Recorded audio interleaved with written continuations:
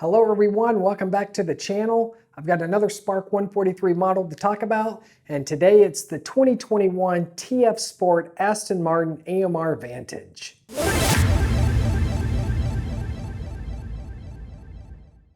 In 2021, Ben Keating ran an Aston Martin Vantage in the GTE M class for Le Mans.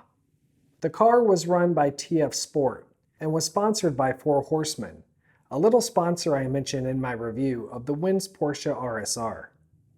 From the Viper to the Ford to the Porsche and now Aston Martin, it looked like Ben Keating was racing every GT car he could to try and find the magic one to finally and officially win at Le Mans.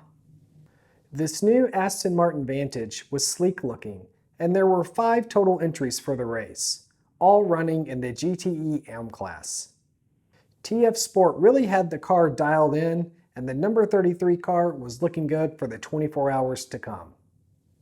The car qualified 6th in class out of 23 entries, and during the race, the car performed beautifully, running with 0 issues and making its way up the field.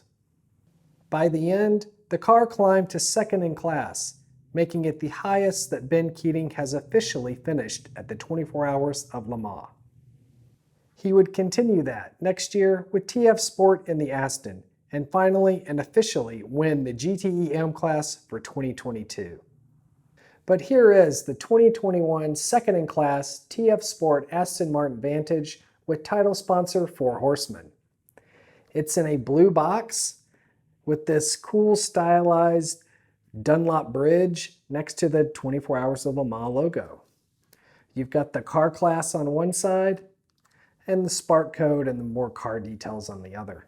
It's cool, a blue box with a blue Aston inside, but let's check it out.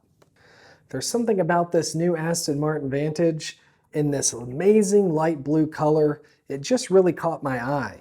And it could be because of the title sponsor Four Horsemen Racing. You've got these awesome red 4s all over the car, and it really stands out.